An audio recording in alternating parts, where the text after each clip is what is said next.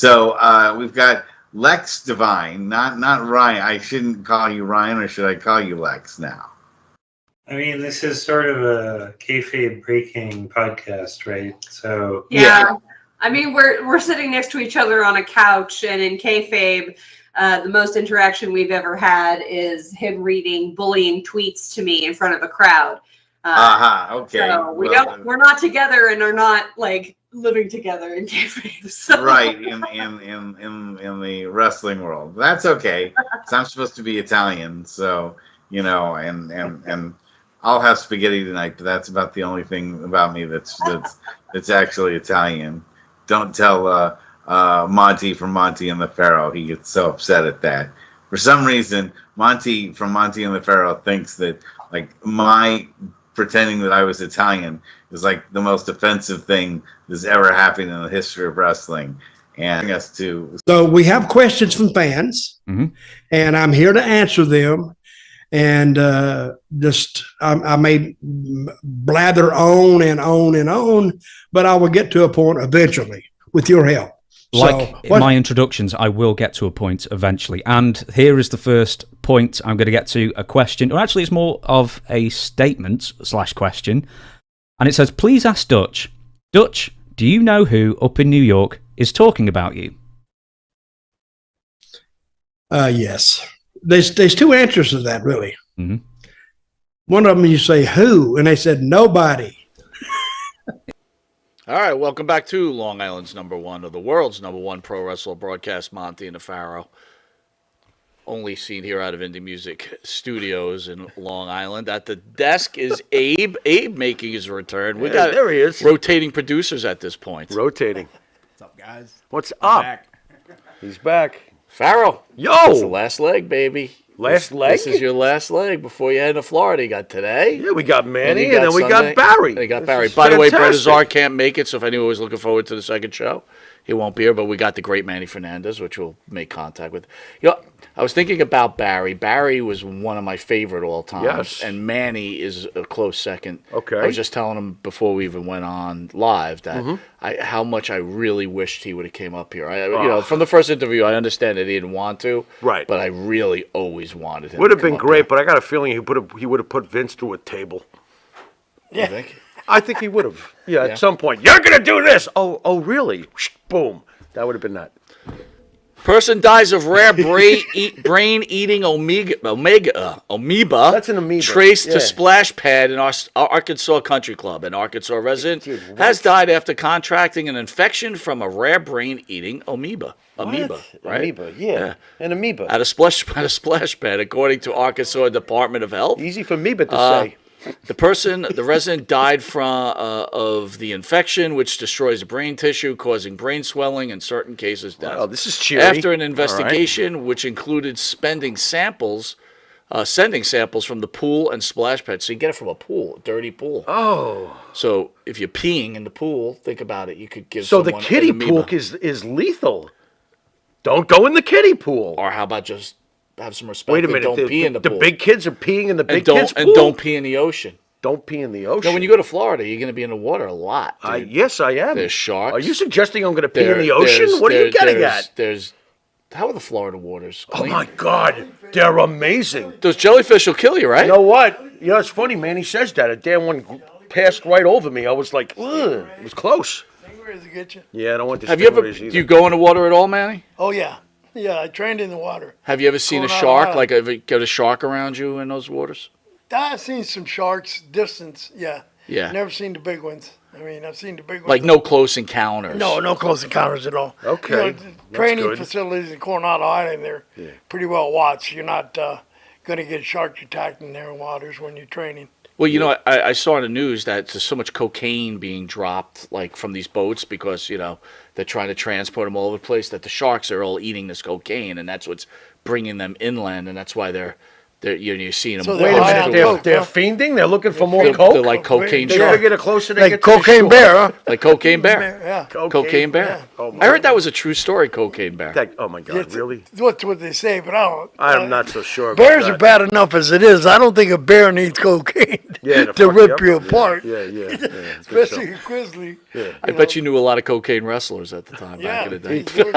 They were kind of like bears in their own way, There was an era weren't where cocaine was among wrestlers. All the 80s was the years, and the 80s was the time when cocaine was running free. You know, I got to ask you about that. So, I don't know. I guess it's just me, maybe, but like cocaine always seemed like the okay drug, like the high level drug. But then I'm always shocked when I found out a lot of the wrestlers used to smoke a lot of crack all the time too. Really Which now? is pretty much the same thing, right? But No. it's just- No, no. there's a big difference. There's a There's big- difference, What's yeah. Are the we difference? speaking from experience, Yeah, or are we're we just speaking observing from- others, Manny, from for the record? The powder substance, you know? What's the Powder difference? substance What's the was- difference? It's both cocaine, isn't No, it? no. It's From processed what I've differently, seen, it's cut what I've differently, and witnessed, it's digested From differently. what I've seen and what I witnessed, Yeah. it's a whole big different high. Yeah. Cocaine was just to get up and be able to drink all night and Right. have fun and party Yeah. all night. Yeah. Kept going 100 miles an hour. Yeah. From the other stuff I've heard, the crack, Yeah. you just get down and you Yeah. can't have enough. And then you're dwelling back alleys and stuff. Yeah, it's no you good. can't, Yeah, you know, it you gets can never worse. get enough. Cocaine, you get your good gram, 8-ball, whatever you want to go on all night, and you're set. You're set to go. Crack, you just got to keep smoking and smoking. And Gotta keep going. Keep going and going because Yeah. that high goes away. Yep. And you can try to get it back all the time. From So what I've seen. I'm assuming you were around No some good. guys. I'm not asking for names. I'm just saying in general, you're hanging out, got the matches. Maybe you're doing a little blow. I'm not saying you did. I'm just saying maybe you guys are having a little fun, and then someone brings out the crack cocaine or breaks out the heroin. Are you guys like, what are you doing here, bro? Yeah, well, the heroin wasn't allowed. Nice. No, Okay. that was definitely taboo. You know, each had his own high. We each had it. Some guys just like drinking beer all night and alcohol. Some guys like to drink their beer and alcohol like I did every now and have a little line here and there, gram or two or 8-ball, sometimes more, I don't know. An Right. 8-ball here and everybody there? had their own high, but most of the people that I did in the 80s and stuff, you know, cocaine was our cup of tea. Yeah. A cup of coffee, you know, the kept us going. We'd be able to get up the next day and perform our duties and get in the ring and do our job. You know, it's just not. That crack cocaine has a whole different kind of. Ooh. But it was accepted still with the group. If someone did crack, they were okay. You all right? No. No, I didn't think so. no, I didn't think so. it wasn't. Especially if someone is heard using needles. No, that was not accepted. That was it. You're done. Yeah, that was not. You're out. That would be like being a child molester. Yeah, no, that wasn't accepted. Mike always asked this question, but I'll throw it out there because I always liked it. Why is it that wrestlers are much more comfortable with admitting they did cocaine, but if you ask them about steroids, they go nuts? Yeah, it's great. Players. That's just, you know, I ask myself that same question all the time. Same have you question. found I an never, answer? I never used steroids, right? I have Right. done coke, and you know, in Yeah. the 80s we all did. Wait a minute. Hold it. You never used steroids? No, never used. No. No, never used. No, bro. Remember, I You're a got big black- Momo, man. Yeah, You're a but big not, dude. But not bicycle pump big. You got pretty big arms, You know, dude. he's he's natural naturally stuff. big. I had big arms and forearms since I was a kid, but Yeah. you know, I came up with that generation of Dick Murdoch and the Funks that didn't believe in that stuff. Didn't even believe Yeah, in Dick marijuana. Murdoch one, yeah. They thought marijuana was bad. You better not Really? be smoking no marijuana. Terry Funk didn't like pot? I'm so No, depressed now. Murdoch was the worst. Oh, Well, wow. and I was around him when I broke in, so you know. But I never cared for marijuana. I went straight to coke. I'll admit it. Bypass! I bypassed all the crap. You know? Bypass! I bypassed all the crap. Detour! I went fucking straight 7, to cocaine! the good stuff, you know. That's amazing! I didn't like. Number one, I never smoked. Didn't like smoke. Didn't care for people Okay. smoking anything. Right. And the smell of marijuana back in the 70s when I started high school and Okay. stuff, my friends would smoke. Yeah. That stuff made me gag and puke. Wow, So I never really? got into it. So Man. when I got to Florida in the 80s, it Right. was like, Yeah. well, everybody's doing it. You need to try. Okay. And once you try, you're like, oh, that's pretty cool. That's good stuff. Smoke 'em if you got 'em. Pretty cool stuff, man. There you go. Let me do another one. There you go. All right. Excellent. Yeah, but that, you know, and the greatest time was the Briscoe brothers, Jack and Jerry Briscoe, knew I hated marijuana, and they knew I couldn't stand the smell. But when I was a rookie, I'd have to drive everywhere and every town in the territory with them, and he had this Lincoln Continental Bill Blast, and they would lock all the windows, and they had this Cheech and Chong joint. It was about that big around. Album It size. looked like a cigar, and they were smoking to blow all the smoke back to me. Oh, They would man. torture me, man. Yep. You didn't get nauseous and puke in the car? They would have stopped Yeah, doing that. then Then they they would would have stopped stop. doing that after the first hurl. Yeah, they'd stop and make me go outside. Oh, And jeez. I get sick outside, and they take off in the car and leave me there. It's just wrong. Did they leave you a bump or a line at least? Yeah. No, they just left you there? They left me, and I see the tail lights All and right, the car. wait, here's the disappearing. next question. Did the booker ever like say, I'm not going to give you cash, but I got a couple 8-balls for you? No, Are you no. taking that? Wrestle for 8 balls? So it wasn't that bad. It wasn't No, that out of it was control. never that bad. Okay, no. good. No, you That's made good enough money Look that at if you. Hey, 8 ball? trust me. In Florida, people knew you, and you could get along with the Cubanos and the Puerto Ricanos and toda la familia, and you'd get good in with And it. by the way, that's right. You probably never paid for shit. I wasn't even thinking. Hey, man. about that. Yeah, what It's like, oh shit, it's Manny Fernandez. Bring it out, baby. Hola! Hola, amigo. There we go. Como está? Bien. There we go. Yeah, Very nice. you got around the familia and the people that loved you. Brother, it was there. It So was there. free food, That's awesome. free women, Free drugs. and free drugs. Oh, jeez. No We wonder- should have no- been wrestlers. That's it. Why were we not wrestlers? We blew Biggest- it. one of the We biggest mistakes. Completely Yeah, blew it. that's- And you know what's funny? I was thinking about that too. It's like when you were younger, it's like, well, you know what? I still can alter my life and try to achieve one of these dreams. But now Right, it's like, right. now when you think about it, it's like, Nah, it ain't happening. Nothing's ever happening anymore. We're older. Too beat late up.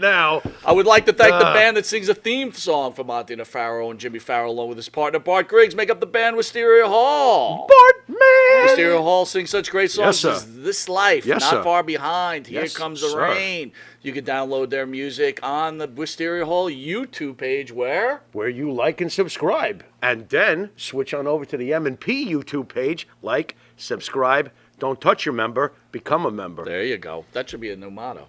Yeah, Download that's the a pretty music good motto. on Spotify. Keep your hands to yourself. Don't touch the member. That's pretty good, right? Get it on your shirt. What are you Download waiting music for? on Apple Music, Reverb Nation. If you didn't know it, you are watching the world's #1 pro wrestling broadcast. Catch us on the Monte The Pharaoh YouTube, the Monte The Pharaoh Facebook Live page. Hear us on iHeartRadio, Yeah. Spotify, Anchor, Twitch TV. And if you're lucky enough to live in New York, you can catch us on Channel 115 every Tuesday at 9:30 p.m. and Saturday at 11:30 a.m. and Channel 20 Tuesdays at 7 p.m. Very good. Manny, you know why we're the world's #1 pro wrestling broadcast? Because you like to bring the best out of wrestlers. Yes, we used to do cocaine, and yes, we used to smoke marijuana. He's on to something. But beyond that, we're also on this new network. I don't know if you ever heard of it, but if you haven't, I'll help you download it after the Okay. show. It's called Intuitive. It is the new Netflix, but you know what's great about it? What? You don't have to pay for it, man. It's free. free. It's free like your cocaine. It's your almost food, like the and your drink. 1980s all over It's again. all up. It's Now you get fantastic. free media. Oh, Yeah. there we You go. got free Yeah. movies, you got Yeah. free documentaries, you got free comedy shows, free music videos. Most importantly- Most importantly, what do we got? We got the flagship show for the network, us. There you go. Not bad. And where Yeah, can I you need catch to that get there, that. Jimmy? Well, you can catch it on the Intuitive Network, and it's spelled INTIVE, Intuitive. Get into it. And we'll be right back after this commercial message where we'll be back with The Raging Bull. the Raging Bull, The and Raging maybe definitely in my top 15, if not my top 10. You know something? You got to get a photo in your man cave. Oh, I have photos. Do you have I do. photos of Bailey? I have Well, them, yeah. you got to get them up on that man cave. So on my man cave, right? So I was a sports collector. I got basketball, football. Anyway, I had surgery last year, and I was like, you know what? Got the room painted, cleaned up, and I'm like, I'm just gonna make it a wrestling room. Just only specific moments in time where I enjoyed wrestling. And if you're on my wall, some people may not agree with it, but whoever's It's on my your wall, wall! it's my wall, and it's the Yeah! most important guys that meant to me growing up or whatever. Yeah. Right. And you're on my wall. There we go. Thank you. That's what it is. There we go. Am I on the wall? Now I'm Yo, pushing you it. are on the wall. I am on the Of wall. course you are. What do you have me as the splendid Splinter's cousin? You've got our show. Oh, yes. Didn't you This is see? true. Didn't you see on YouTube? You finally got a fan that attacked me for the first time. I don't like that. What are you talking about? I So- don't like anybody attacking So you or me. finally, okay? finally, there was a fan that said, Get away from me. I'm like a weighted anchor holding down your talons. Dude, just stop it. But first of all, are you serious? Yes. Oh Lord, I don't like that. That's a good one. That's a good one. Yeah, why am I A like weighted not anchor. happy about that? I don't think that's It's nice. fun. I love people. We'll be right back after Dear this. God, yeah, hold this down. We'll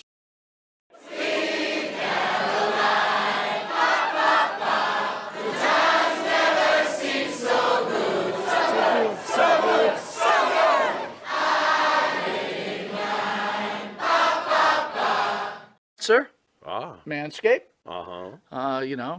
Have you tried the new equipment that's been sent? I'm afraid because it says weed whacker. I'm scared. Maven, Manscaped. What are you thinking about Love it. Manscaped, dude? Love it. What do you use it for? Necessity. What don't I use it for? Put it this way. The only hair I have on my entire body is these eyebrows. Yeah. That you see. These Wow. caterpillars racing to the middle of my nose. That's it. That is it. That's all I have. And that's all I want. That's the So pick. Manscaped is a You- must. We were talking before the show. There's nothing worse than just hair. Yeah. Right? Hair on a woman, hair on a man. It's just bad. Absolutely. And it's the one thing that the older I get, it starts growing more in unwanted areas. Absolutely. I hate it. I'm going to ask you a question. Uh-oh. Just going to go out there. Oh, boy. Go for it. You're doing a deed. Yes. Again, I don't want you to have to admit this because we, as men, we try not to admit this. But if you're going to Oh, go I do know the deed where- on a I woman, know where would you he's rather going. have her be hairless or a little hair, racing stripe, or Racing stripe. full retro bush? Well, Racing stripe. Retro Bush is out. Yes, thank you. Retro Bush is out. Yeah. I don't mind a small, well manicured landing strip. Every now and then, if it's completely, and I'm talking like baby's ass bald, then I start. Where is that pedophilia line? I don't want to Wow. wander into that. That's thought of very it like interesting. that. I never thought about that. You're a Wow. smart dude. Holy shit. So if the landing strip is clean enough for the plane to go in smoothly, you're cool with that? If the landing strip has, like I said, well manicured, Yeah, you can see both sides. It's not Like blinking lights on both sides of that I landing? just I don't want, I don't want the shrubbery going off into unwanted areas on that as well. Gotcha. Oh, Yeah, look but- what you found. Ooh. I got to be all honest though. Hey, the older I get though, I don't think I can be as Have you ever gone down there and she slowly brings down the underwear, then What is retro? Just, Absolutely. You're like, whoa. Wow, Yeah, I'm like 46, it of pops course. out? Do you like walk out or what do you do? No, I muster through. I muster up the courage to get He's through. a trooper. He's a trooper. Got to give him an A. Not all heroes wear capes. Yeah, There you go. I hear you. There you Listen, go. I couldn't Super say. Bush. I couldn't say. Well, if you have the same beliefs as Maven does, Manscaped could help you. Absolutely. The weed whacker. Absolutely. What are you thinking? I'm thinking that I may have to, go in a room, close the door, and hang out with the weed whacker for a little while. Man, I think you're a retro guy, aren't you? I like 70s adult films, if that's what you're getting at. Yeah, there you go. Yeah, But only with that, Ron we're going to take a Jeremy, quick Batman. commercial break, and we'll be Anyway. back with this wrestling icon, Maven. We will see you in a drop kick second. Drop kick. All right, welcome back to the world's number we're one back pro in the wrestler world. broadcast, Monte The Pharaoh. Real quick, Roger F says out there he likes his women like Dutch Mantel's back. Harry? Harry. I guess that's what he likes. Harry? We're welcoming the great Manny Fernandez. Manny! Yeah, what's up, Monty? Oh, And the bro. Pharaoh, great to be back. Missed Great, you guys. great to have you. Great Yeah, to have miss you you. guys. So let's get to we were discussing before the show. Pharaoh's final 2 shows in studio. He still will continue on with us over the internet, but as our family knows out there, and now he's built a relationship with the beautiful and talented and good, Gorgeous. great-hearted, gorgeous Karen McDaniel, Yep. which you have a relationship with her. You want to share your thoughts on Oh Karen my God, McDaniel? Karen and I go back since my 1978 when I met her when I was playing football at West Texas State. She come down with Blackjack Mulligan, and we became good friends and been friends ever since. She's a beautiful person in my life. We've done a lot of things together, and I've been through the whole ride she's been in pro wrestling. I was there almost every territory she's been in, Right. And we've always stayed in touch, and she's always done me right. She's made things for me, beautiful things for me, wardrobes and stuff. She's a beautiful lady. He's a very lucky man. I Very am. lucky man. When are we barbecuing? Well, when I come back to Florida, go see my good friend Denny Brown.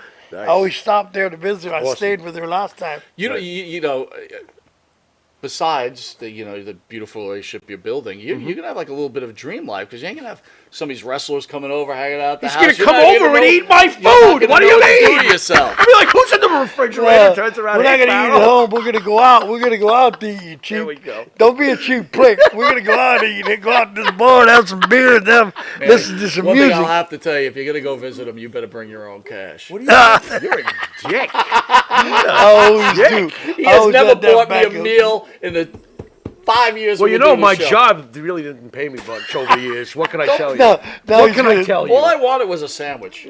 Yeah, I just got you a Diet Pepsi. Drink That's up. true. Don't get You know what? gas. I Don't get apologize. gas while you're I'm guzzling that. I'm lying. He did get. I You got did you buy me a Diet Pepsi. a whole You know what? one Diet Pepsi. I stand corrected. Yeah, I know. I But do you, apologize. Yeah, but you know what? That's vengeance for taking me to the airport diner. How's that sound? That's one of our Airport diner. future Yeah, sponsors. your ass flies faster than your feet at the That's one of our airport diner. future. That's one of our Yeah, future yeah. sponsors. Shit, they're awesome. Try the cheeseburger, folks. Manny, how's your family? How's your health? That was great, man. It was we did the gathering where I caught up with Karen after all the years and caught up with a lot of the guys, Jerry Briscoe and Steve Kern and all them guys that I knew since I was a rookie in '78. And Did he say Steve Kern? Steve Kern, yes. And I Wiener. saw my daughter and my granddaughter for the first time. Oh, wow. Physically saw her. Oh, I've really? seen pictures. Okay. First time I got to meet my granddaughter, and we had a blast. Wow. I chased her all over the building, and she's a little firecracker, just like my daughter. She's tough, and I had them rolling in the aisles laughing at the Q&A for being a fool. I made a fool of myself because you're there for the fans. Mm-hmm. So if you can't enjoy the fans and have them laugh and be a part of you, then why do you go?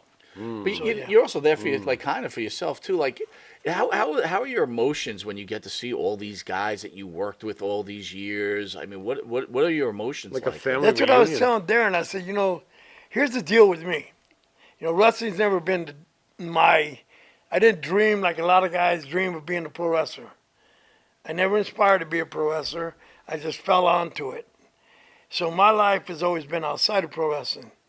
And to see the people that brought me in and took care of me in the old days and took me under their wings and taught me this business and nurtured me into this business to be who I am is a godsend. I couldn't put a price on that. So that's what I told Darren, I don't care if I go and don't make any money. I can't put a price on seeing these guys that I know I may never see again. People in my generation dying off. Yeah. I lost a lot of good people that I love very much in the business, very, very much, that helped me be who I am. So an opportunity to get to see them and hang out with them and tell old stories about what we did and how we did it and what price and how you peed on my leg back in '79. Remember that And how time? you left me on the side of the road, how you would blow marijuana smoke in my face, all the good stuff. The good stuff. It comes back to you and you're like, wow. We did all these amazing things, and look at us now. And the funny part about this, as I tell you the story with me, Jerry, and Steve Kern, is we're sitting there talking, and Trubisco, who I know for a long time, Larry, and come over to talk with all the old guys compared to the young guys. They're all over there calling their high spots for their match still. We're not even an hour, 2 hours into the dinner, and they're already calling their high spots for their match, right? We're sitting there talking, and Steve Kern pulls up a vape pipe, and I thought it was a vape pipe, right? So there he says, oh, I got a lot of pain, and Steve Kern goes, well, take a hit of this. And Trubisco takes a hit of that vape pipe, me thinking it's a vape pipe, Right. Because that's what they'd use him for. Trubisco takes a big old hit, all of a sudden his eyeballs go big as hell. He blows his nasty smoke out of his mouth. I go, oh my God, that's marijuana. I said, you ass. I can't believe you did that. Does Zabisco walk around looking for food the rest of the night? By any chance? And then as soon as I said that, Jerry Briscoe goes, ooh, let me try that. So now they're saying we got a little circle, and I got a picture of that, a little circle, and they're passing their vape pipe. And I'm just dying. I go, I can't believe you guys. I cannot believe you guys. Dude, it's like 40 years ago we did this. Right. And now Right. you're doing it again. The song remains the same. You know, Yeah. this might be a really ridiculous question, but I was just thinking as you're telling these stories, right? I was thinking, man, you had some really good wars with Wahoo McDaniel, right? Right. Right. Oh, yeah. And I was Sure. thinking, so you're close with the McDaniel family, right? And Karen and everything else. So were you allowed to go over their house and hang out with them, being No. that you were on, or was it like, I No, can't talk to you? Isn't that wild? No, That's awesome. we respected the business back then. There you go. And There you go. everybody thought because of the matches me and Wahoo had that we really hated each other. You destroyed his headdress. Oh yeah. You're Oh, mean. yeah, and that was mean. Native Americans when we went to Nevada and stuff like that. Yeah, yeah. They were pissed off. I about bet that. they Oh, were. they were pissed off. Did you about get that. any death They threats took or that anything? thing. Oh yeah. Oh, my Oh God. yeah. This is But crazy. no, we had that respect, and no, I never went to his house or anything like that. That had to be a But, little troublesome, right? Because you're really good friends and you enjoy each Yeah. other's company, but you can't go near them, right? Yeah, but don't let nobody go near him and try to hurt him because that There bond you goes. go. That bond Yeah. will break real fast and go over there and Yeah, help him. yeah, they'll you- find you out know, real fast what's he'll real and what's find out not. real Yeah. fast, but Wow. but no, we respected the business enough not to do that, and we lived, the grudge. It was a grudge. Who was Wahoo to you? Tell us about Wahoo. You know, if you could Wahoo sum was a him up. great athlete, proud, great Native American athlete. I respected Wahoo because of his athletic ability, and I wrestled, I played football and everything like that, and Dusty Rhodes paid me a compliment one time in front of Wahoo. He said, Manny Fernandez, your wrestler, he's a great athlete. He could play baseball, football, and wrestle. He was a great athlete. And that's about the only time the fat man said something good about me. There you go. Now, Mike may not But know. Wahoo was Mike may not know much about this, but tell us about Wahoo the Booker. Wahoo was a great booker. Him and Ray Stevens booked AWA. He brought me in because of the feud from the Carolinas kept carrying all over the country, and it was drawing all over the country. And people say, "Oh, these guys just beat the hell out of each other. They don't even wrestle. They just go in there and duke it out and beat each other up." And we loved that. So when Wahoo went to Minnesota, him and Ray Stevens took over the book because Greg was gone, and Vern didn't want to lose his territory. So we had a good crew in there. Wahoo had a good crew.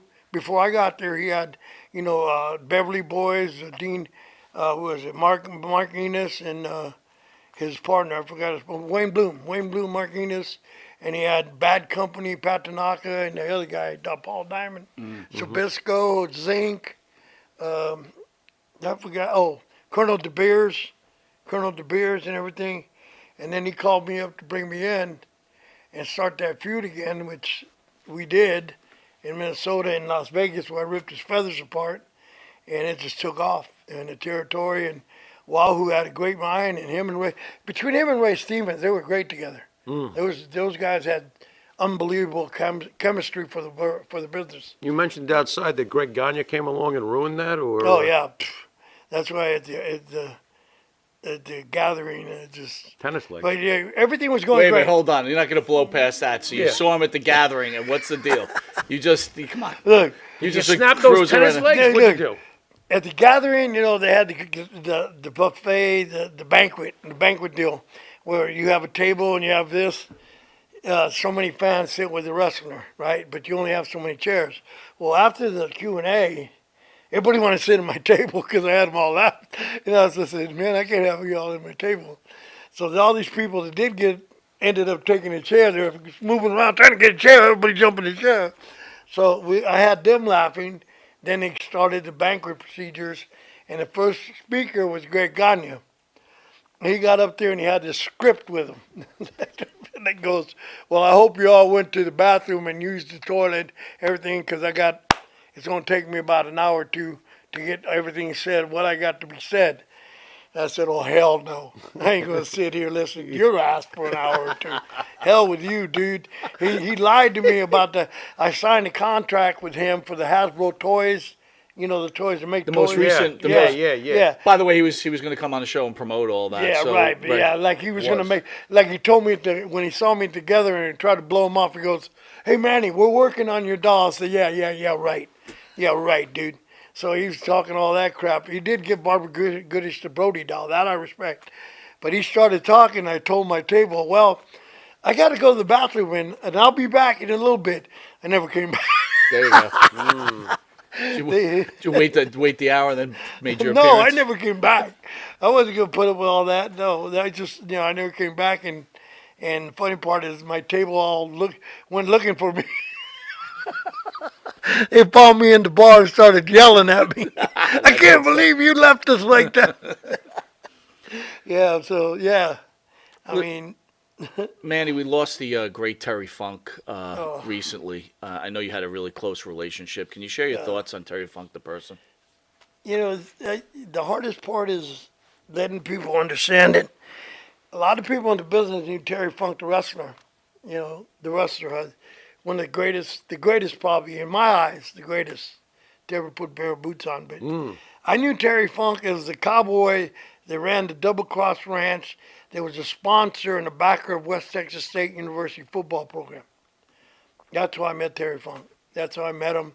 I met his wife Vicky, and they met me and saw this crazy dumbass kid that goes around getting in fights with people with helmets on, hitting people upside the head with a helmet on, and hurting his own hands. But I knew him as a person first, and foremost, we became close. And after football games, they would pick me up and take me out to the Caravan Club, Whiskey River Country Bar, and stuff like that. And him and Murdoch and Vicky. And I mean, the man was beautiful. He took good care of me when I was in college. He was a big backer of West Texas State.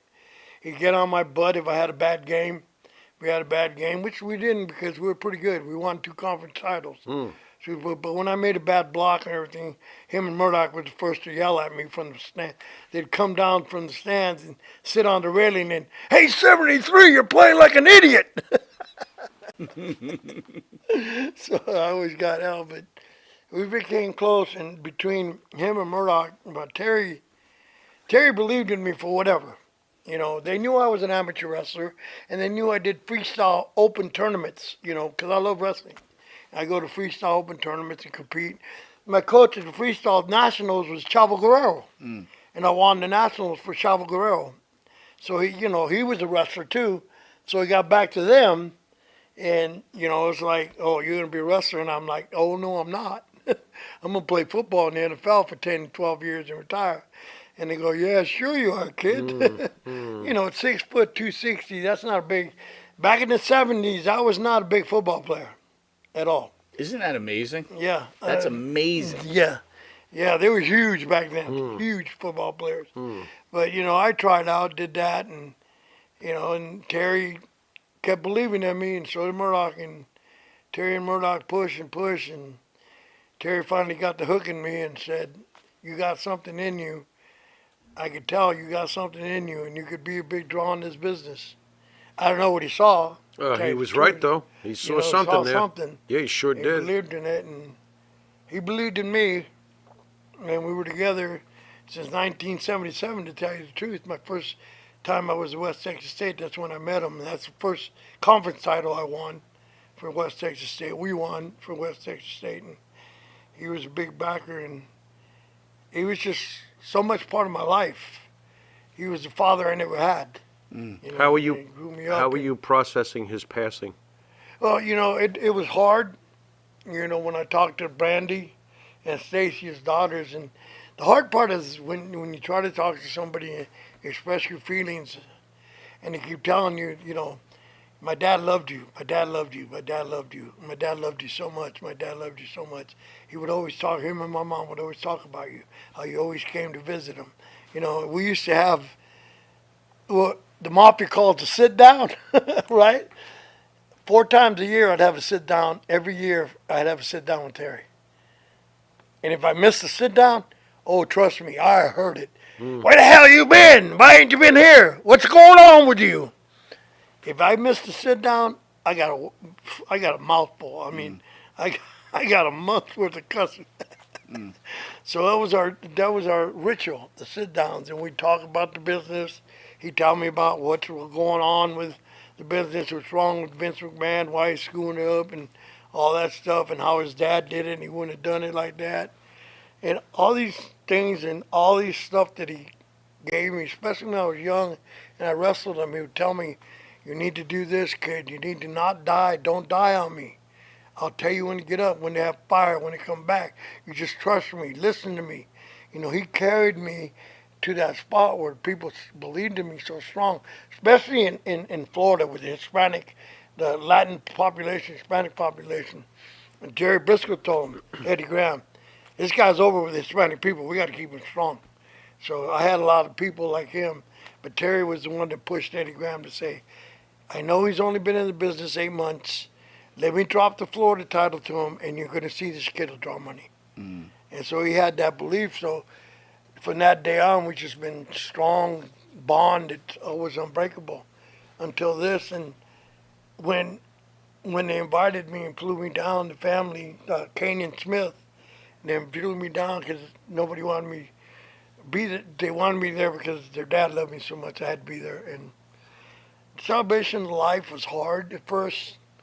We had people come in, and the coffin was there. They didn't have an open coffin or nothing. You know, there was nothing there. So people came in. So all the wrestlers kind of did their thing, talking to one another. I just sat in the corner and prayed.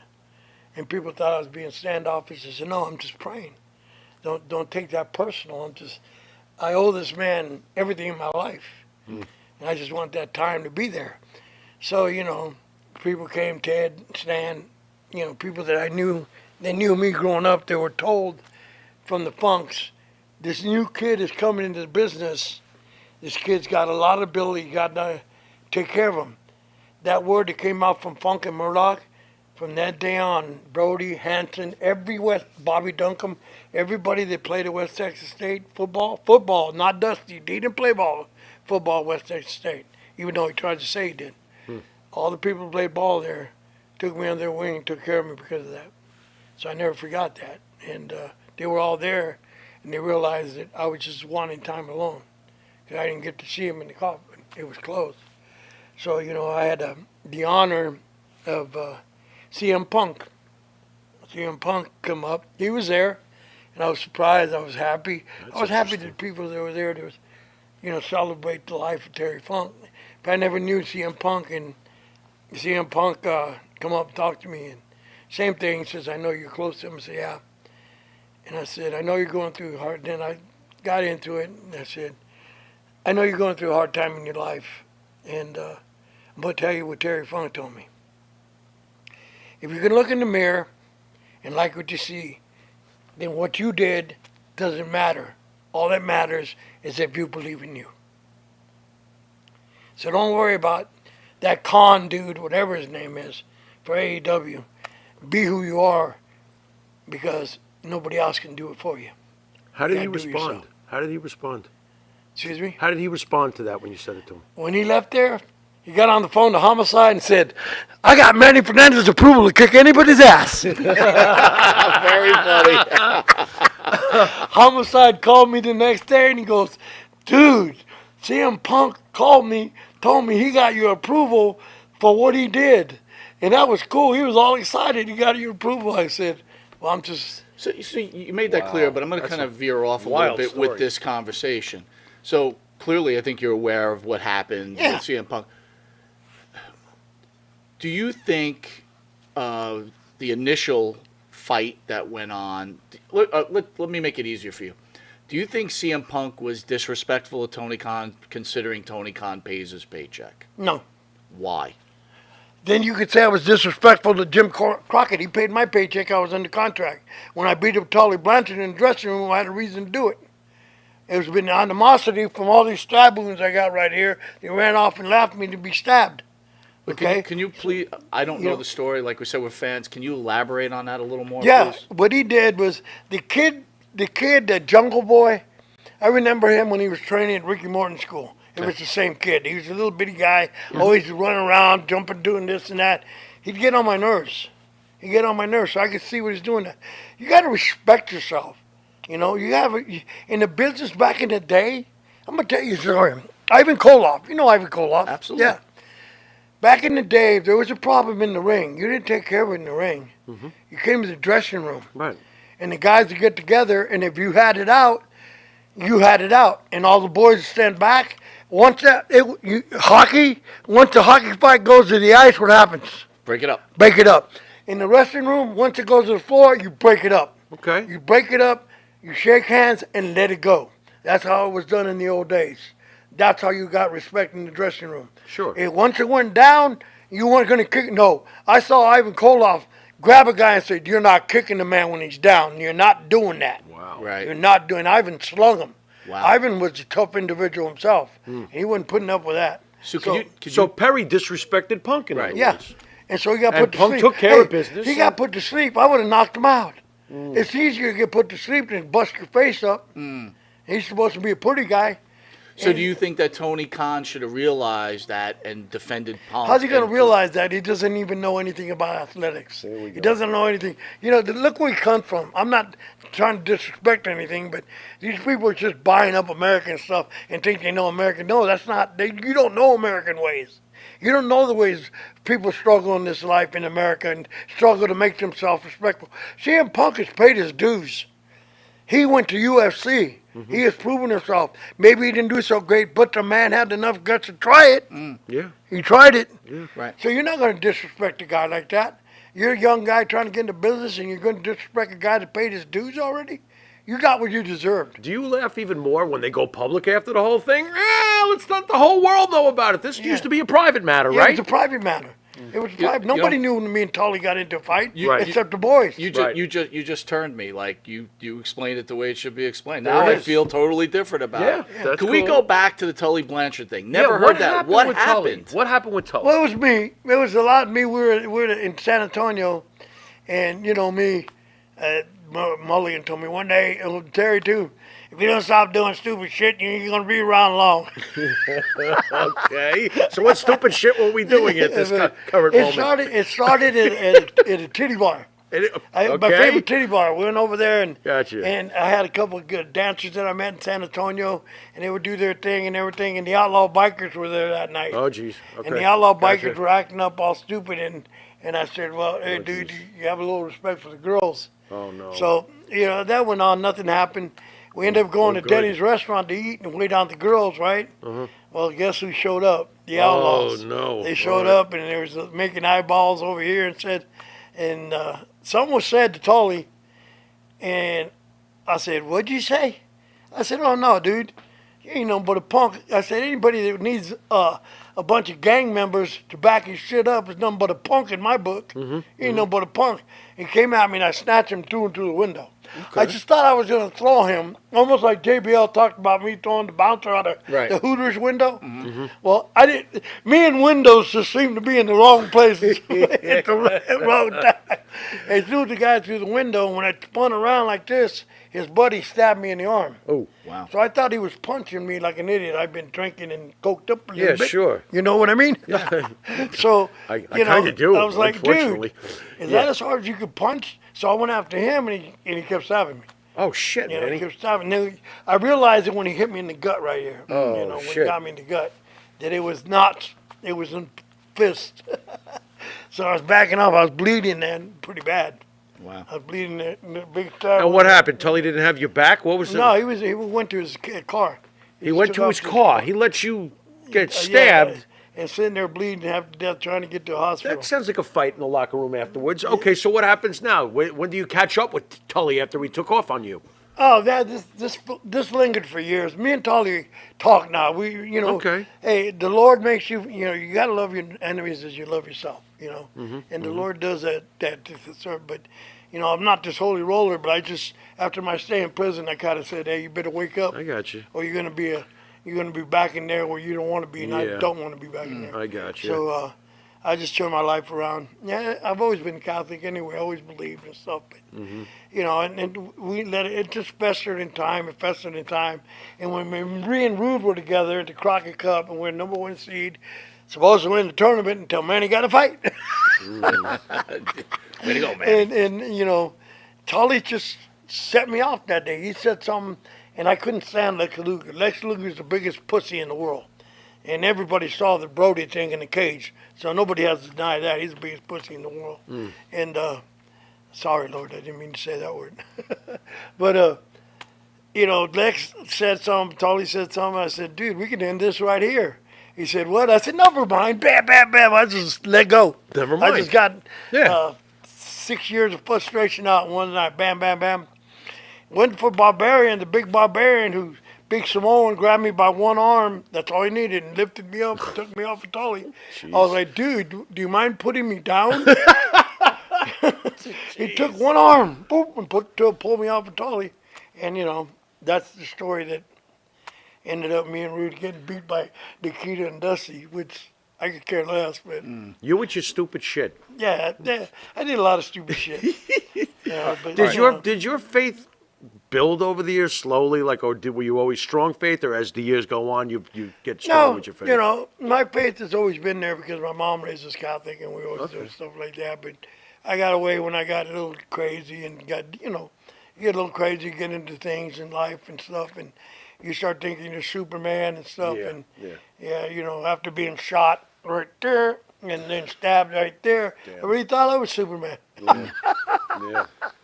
But no, you just do it, and then you just wake up. You think about yourself. When you're in an isolation cell in prison, you think to yourself, what the hell, dude?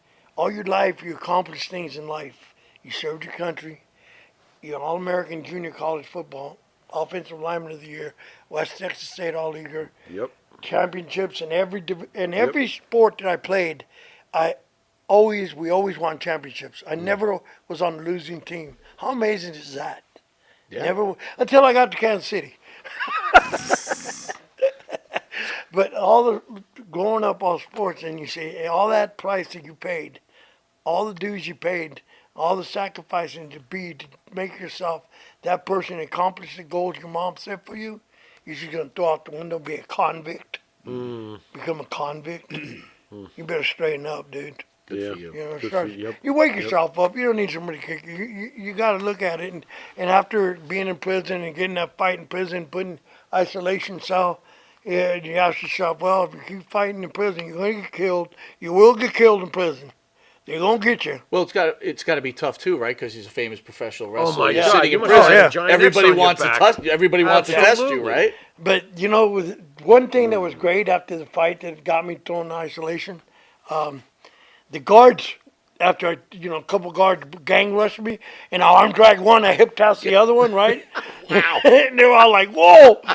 And they were all freaking out. They were freaking out. So one of the guards Googled it. Why not? He Googled it and found out who I was. Right. After that, they treated me like gold. Wow. They That's treated me freaking great. They awesome. would come check on me. Hey, Bo, you need extra milk? You need extra juice? Unbelievable. I Now I was was getting free food and Coke in jail. What's going on I was here? getting extra stuff.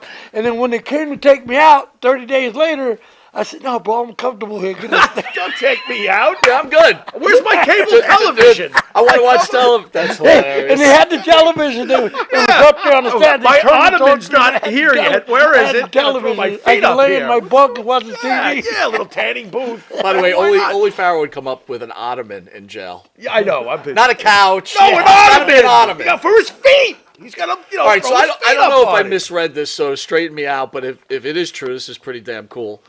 Did you have a relationship with Ann Wilson from Heart? Get out of Me? Yeah. I wish. I wish. In my dreams. Not only both of them. Wouldn't you, Barracuda? I love Barracuda. Where the hell did I read that then? Oh my God. I don't know. The National Enquirer. I thought I don't care if she's Ay, 300 ay. pounds now. I'd still love to have a relationship Look with at her. you. Damn, yeah, she's Jelly pretty- roll. she's pretty Wow. hot. All right. No, man, that would be awesome. Yeah, she was something love back in the day. All right, She so sure we're was. gonna get a little serious here because I want to get through it somewhat quick, but it's an important subject. So last time you were on here, you got emotional. Again, thank you for your service. Thank Yes. you for what you've done for this Yes. country. But of course, in this wrestling world, and we're a pretty popular show, you've got people that if Jim Cornette says shove a pickle up your ass, they think they they'll should do believe it, right? Anything he says. Right. So Shove a I just pickle want up you your to ass? explain All right. to. I know because I was in the military, so I know how it works. But I want you to explain to the common folk that, they'll use that, they could look you up and they know exactly what you did and blah, blah, blah. And Cornette's telling the truth and he's lying and blah, blah. Right. And it's hard for me to explain it on the internet. Yeah. And I want you, if you could, explain to the people so they understand, like, what you have done for this country. Could you with all due respect to Jim Cornette, it's like, shut the fuck up, could bro. you shut everybody the fuck up already, I have no respect for Jim Cornette. And you know what says, if you've been military, I'm a proud owner of DD-214. There you go, and they don't hand those out to idiots. What's that? They don't hand out those DD-214. And you know what made me laugh? Well, first tell Pharaoh what a DD-214 what is a please. DD-214? DD-214 is a signature paper that says you served in the United States and it gives military. your full history record. So if you look me up and you see my DD-214, you see everything I've done. Everything, deployment, and that's what all the things. That's exactly Your win 4 results? And you know what's funny? not On the way here, hey, bring me my phone. Bring me my phone, please. It's on the room. On the way here, I'm trying to get my license. In California, everybody in North Carolina, South Carolina, when a couple days they dismissed all the charges, dropped everything and said it's too old, you can go there. California, a lousy state, is making me go through mental health treatment, my general medicine treatment, and even the eye doctor.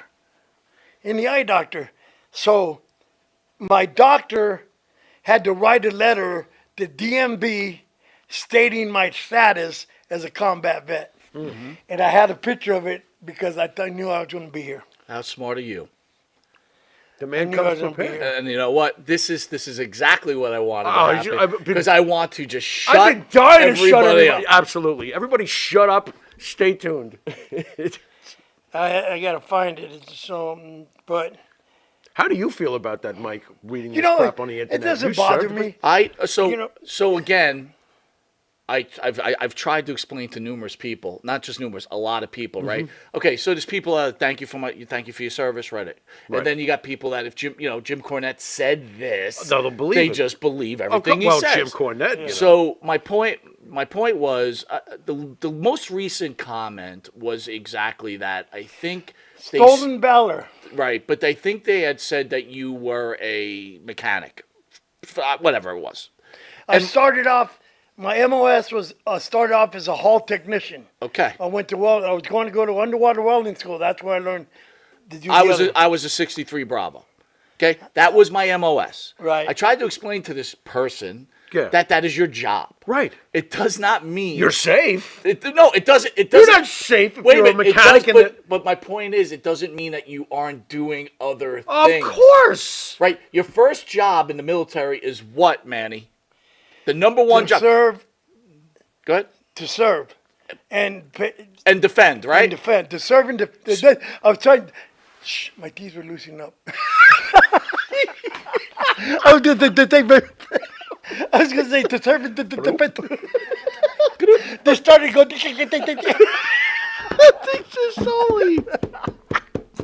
Hang on, I'm trying to find it. Oh my God! You got me because I got to show you this. In other words, I got a million. You're a grunt first. You're a grunt first. What's a grunt? A grunt is you're going to the front lines, right? Yeah. Okay. That is your job first. So you could be a veterinarian in the military. Right. But guess what? You're a grunt first. Yeah. And if you're special forces, airborne, whatever else, you could be an airborne ranger, but be a veterinarian. Right. You could be an airborne ranger and be a 63 Bravo. This I is could pretty be easy what I to was understand. and I still don't be know a if hall they get- technician. That is my MOS. Yeah. That's what I came in as. Right. Yeah. And not as a Bolton mate or anything to dumbasses. But I don't know what these people think they're going to see. They're going to see his record said, murderer, killed 1 million people. And these are the ones he killed. Exactly. Here's the It's like, names. what do you It's like, what do you think you're going to read? I don't know what they are This thinking. is the one. I can't find the other. This is the one that says I served in Saigon. Okay. So, Can we show that on camera? yeah. Is that possible?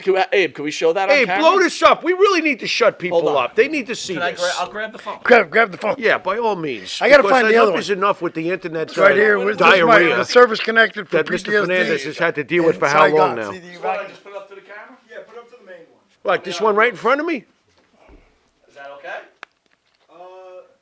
Bring it closer. Sorry, maybe move it back. Going back? Nah, I can't see it that Can you way. see That ain't something? working. Main camera and the two shot.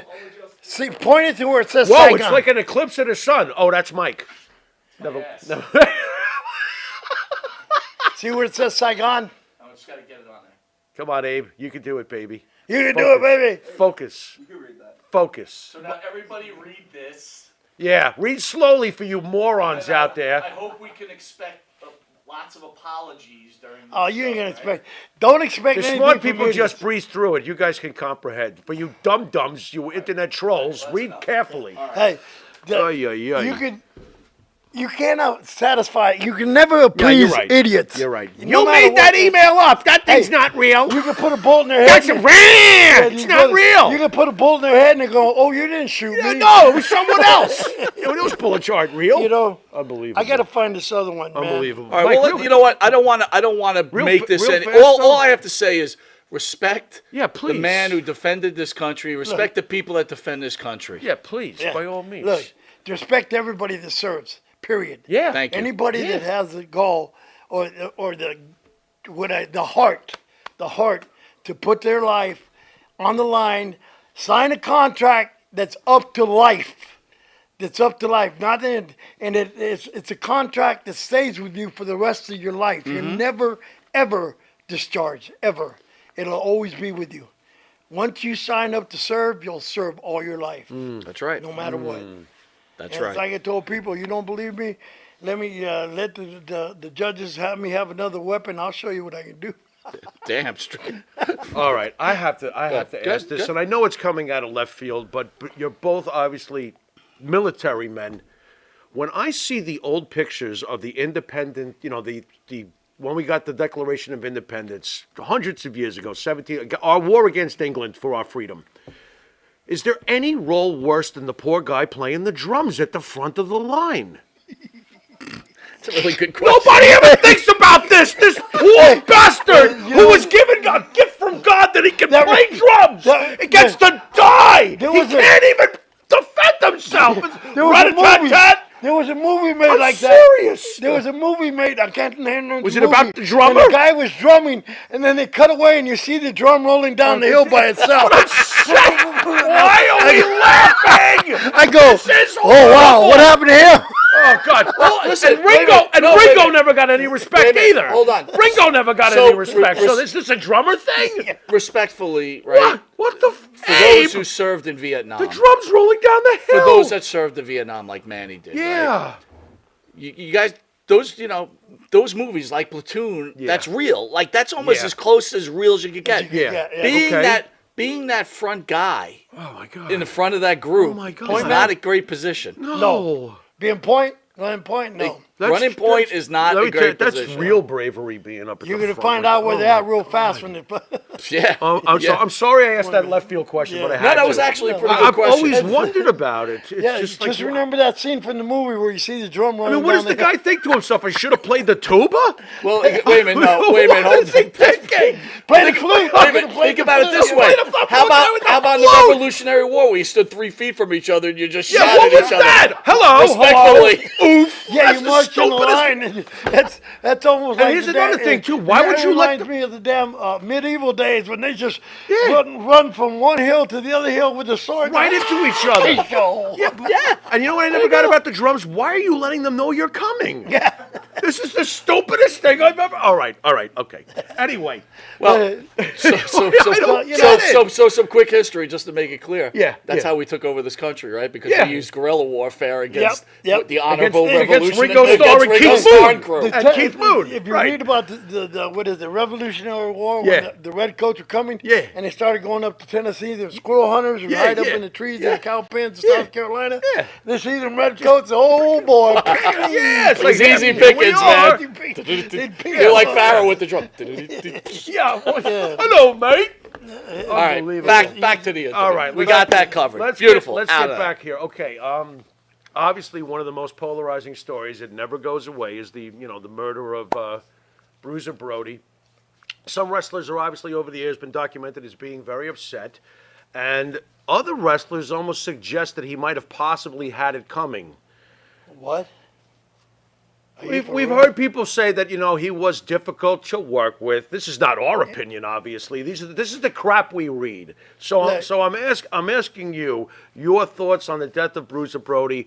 what you feel caused it, and your opinion in general on the whole very tragic subject.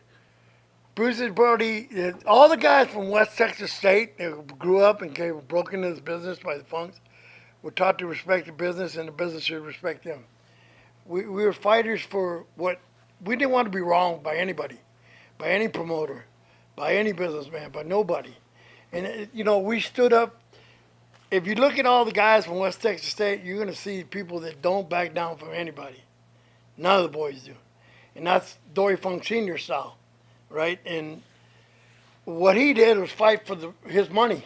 You bring in a guy, you use him, you pay him. I've done the same thing many times. I've done the same thing. You got to pay me. If that's what you promised me. Jerry Lawler tried that in the Memphis territory. Tried to tell me I'd come in, him and Jerry Jarrett, I'll come in $1,500 a week, and the paychecks were $500-600. That's not $1,500 a week. Not even close. Not even close. Not even close. And I came to a situation where I had enough of it, and I took Jerry Lawler and Jerry Jarrett in the locker room, shut the door behind me, and I told them, "You're paying me, and you're paying me now. You're not leaving this room." Okay. And Jerry Jarrett's mom called the riot squad on me, but before the riot squad got there, I got my money. Okay. And I got my money, I left, and the riot squad came storming down the stairs. Ricky Morton told me this story, and I was laughing when he told me, called me up.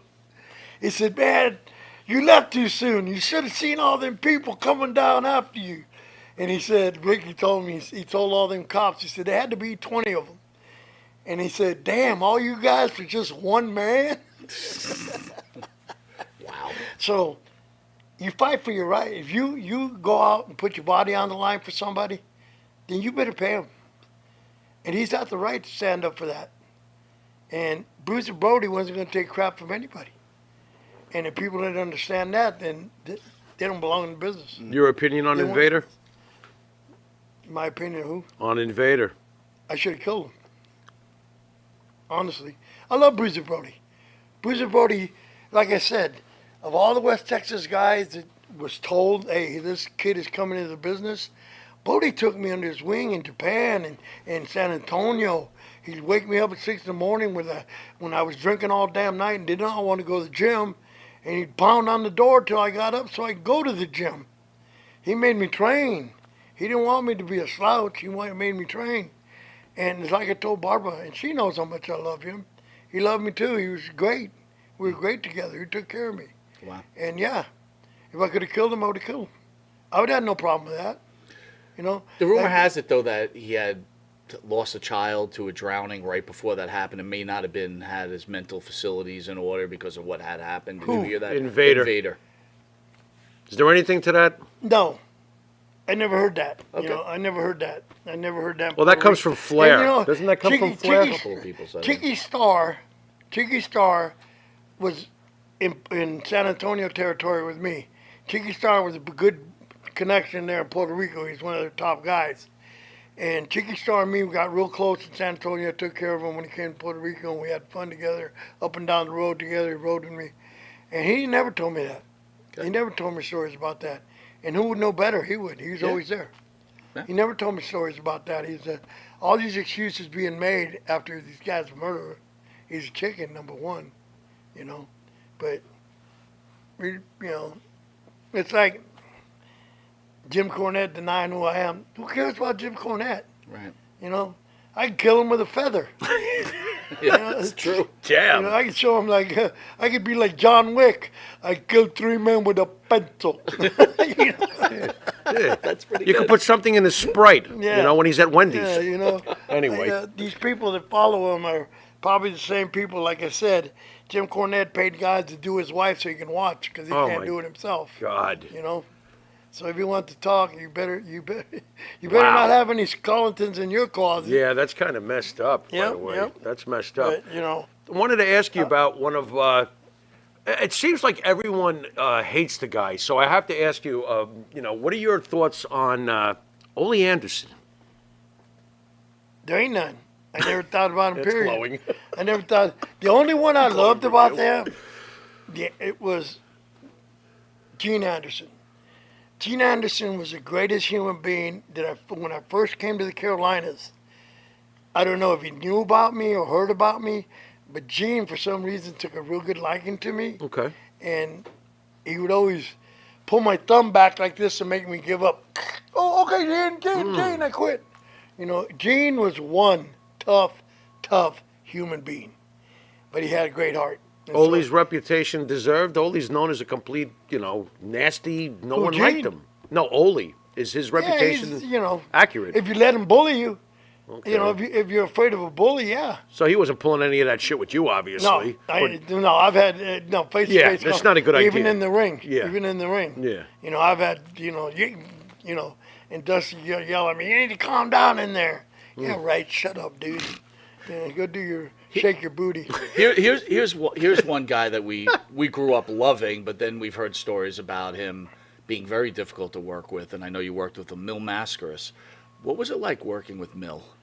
I enjoyed the crap. Well, I had a great relationship with Mil when I met him. Did you ever get to beat him? No, I always let him beat me. This is what I'm talking about. The guy never lost. No. Mil Mascaras, in honor in Houston, Texas, came up to me because when I went to Mexico, You pinned him. and I wrestled him. He was like, he couldn't believe everything I did for him. Okay. As it's just do what you got to do, and I'll be there for you. Fly like a rabbit, fly like a kite, and I'll be there to catch you, brother. Okay. I did everything, and Mexican people went crazy. Boom, boom, boom. He come to Houston. We're in the basketball match, and I go, amigo, ¿qué quieres hacer? Whatever you want to do, I'm there for you. Oh no, amigo, you tonight. You go tonight. You Mil. go. Wow. And I refused. I said, no, bro. People came here to see you. It would have been They his see only me all the time. loss. They rarely brought in Mascaras, so Wow. I said, no, man, don't worry about me. I get over no matter what. Wow. So we went out there and, just got him over. He must have really liked you to say tonight it's you. Oh, yeah. Wow. And still to this day, he's, he stepped in when that idiot, what's that idiot's name? The skeleton dude. La Parka. La Parka. Okay. Parka tried to be a tough guy. Mm-hmm. And I said, dude, you're picking on the wrong person. I may be in your country, but I ain't no chingazos, cabrón. He thought I was a white dude. Wait a minute. White dude. He thought I was a white dude. And when I said, los chingazos, cabrón, órale. Let's get it down, bro. Yeah. And when Mascaras walk in the room, brother, you can hear pin drop. All the Hispanic wrestlers just sat still. Right. And he jerked him, took him out, Parker out, and talked to him, and he became a nice guy. Wow. One way or another, he's going to be a nice guy. Was Mascaras, we don't know. So I'm asking, Mascaras a tough guy? I don't know if he was a tough guy, but I know he was very much respect. Right. Just like kind of, El Santo? Yes, El Santo, yes, the yes, biggest yes, name? yes. I don't know if he was a tough guy, but the respect the Mexicans had for him. Like El Canek? Like Yeah, those guys? and El Canek, Yes. Dos Caras, Sure. those guys, Pero Guaya. Sure. The Oh, my respect God. that- Perro Guayo. the- Yeah. The guys that got Junior, too. respect in Mexico Yeah. is like something I've never seen before. Mm-hmm. So Was it true that he didn't give a lot? Like he wanted to be on the offense most of the time. He wouldn't give Mil, during a match. He sold his pants off for me. I don't understand people. But, we had a good relationship. And I would get on him, he'd sell. And then I'd say, okay, amigo, duck this and go outside and do this and do that, keep flying around. I let Mil be Mil. And Mil knew that I was going to be me. Right. So, it was a great match because we were both giving. He was him and I was me. When I shut him down, I shut him down. Yeah. I whacked the piss off like everybody else. I clubbed you. Yeah, sure. Like Barbarian said, oh, Manny Fernandez, he's stiff. Manny Fernandez, he hit you.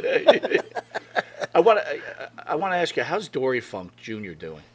I saw Dory we got talking at the Celebration of Life, and I'm glad he's alive.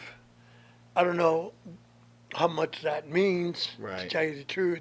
Understood. I don't know if he's doing, if his wife is doing most of it, I don't know if he knows what's really happening, but I'm glad he's alive.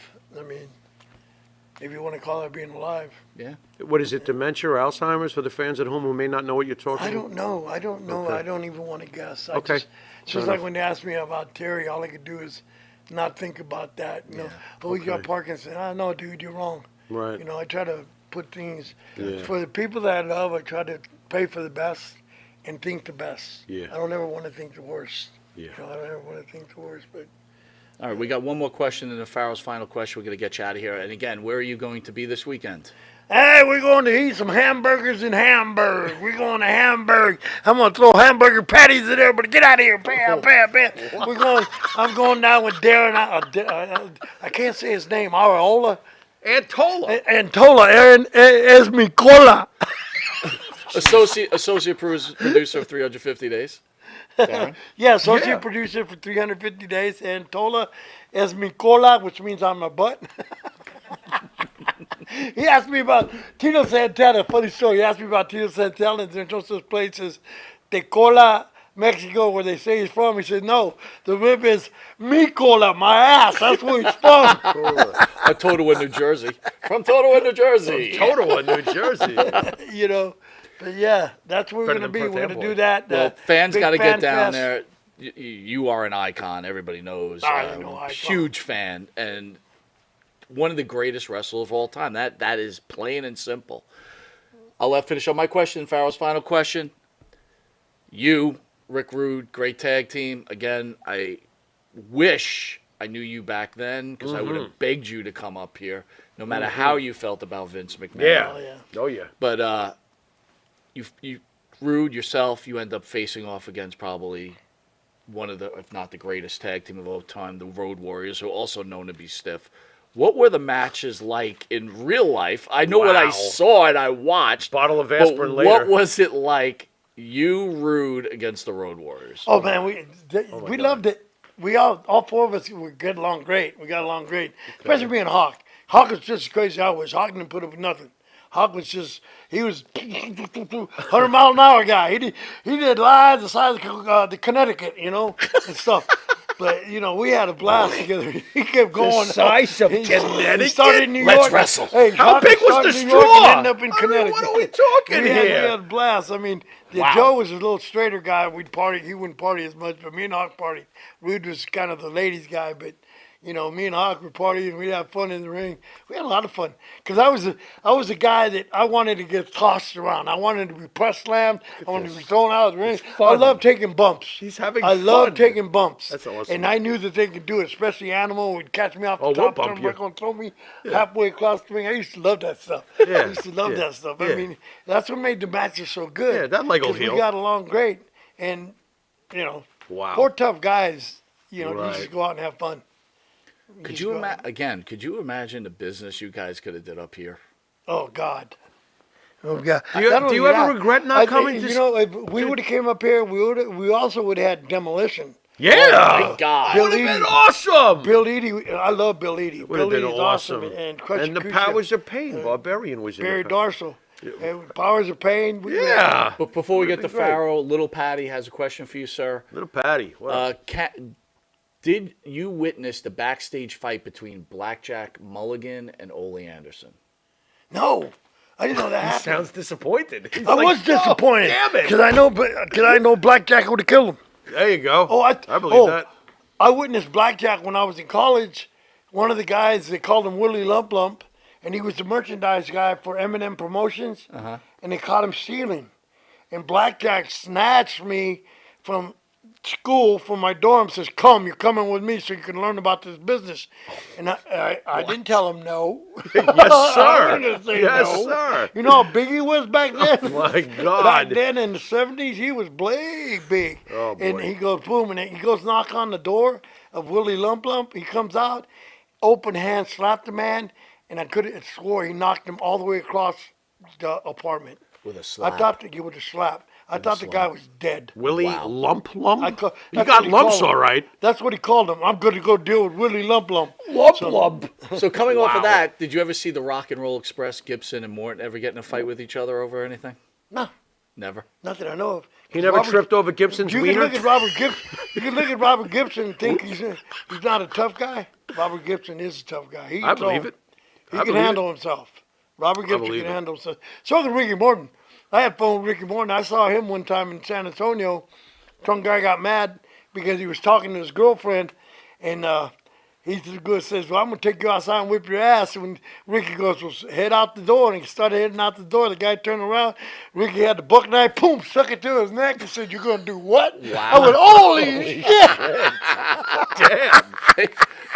Wow. Damn. Very big Boy, knife. we're getting some real eye openers here He was today. a tough little guy. He wasn't taking no shit. He had Holy that buck knife. He Do wouldn't you out. think today's wrestlers could have handled Are you kidding guys? me? They'd melt down and No, whine about no, it on the internet. No, they couldn't do Oh that. my God. No, man, they couldn't do that. That's madness. Do you ever regret not going to WWE? I don't know if that's the Pharaoh's final question, but do you regret never going to Vince? No.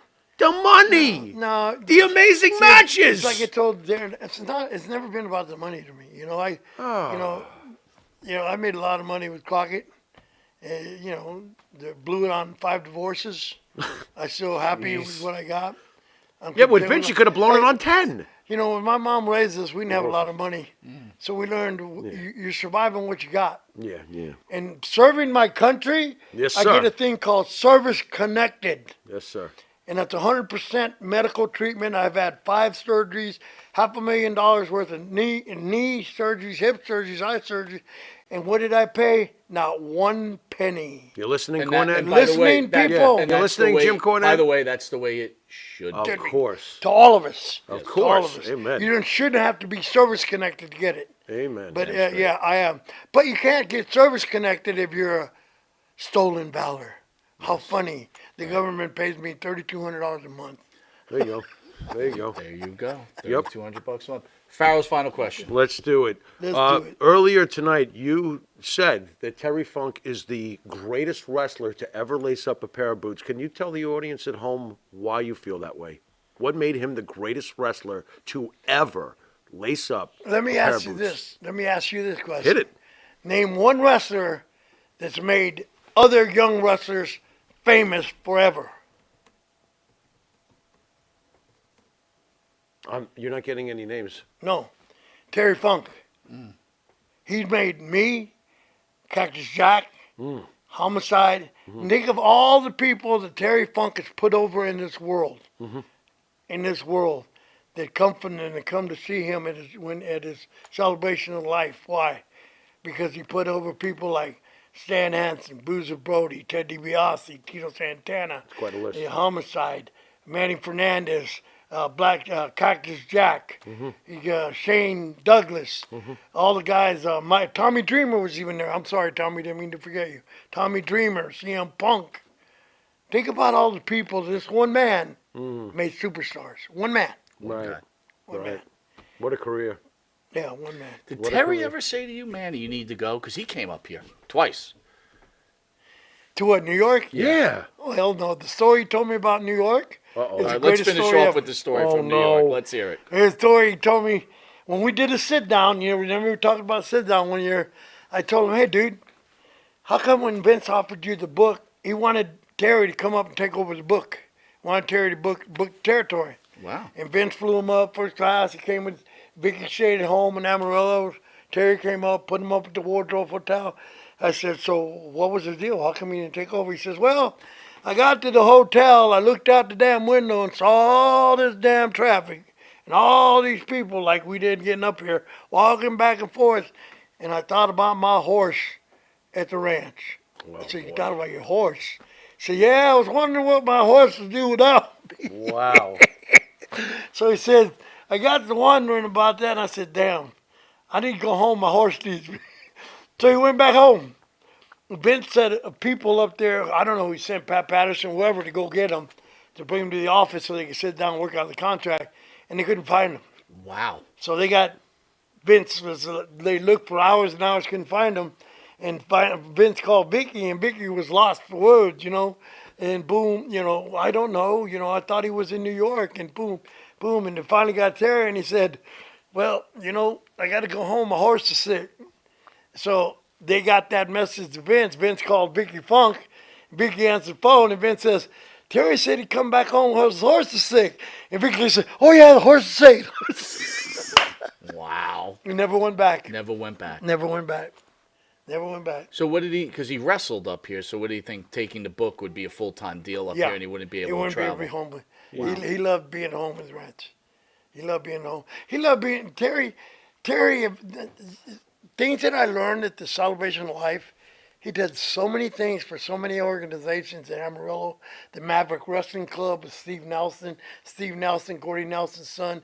They had that program that's built a couple amateur wrestlers that competed in the World Games and the Olympic trials and all that. He sponsored that. He sponsored kids' meals. I didn't know all this until they had the Celebration of Life. He gave of himself to his community in Amarillo more than anybody I've ever known.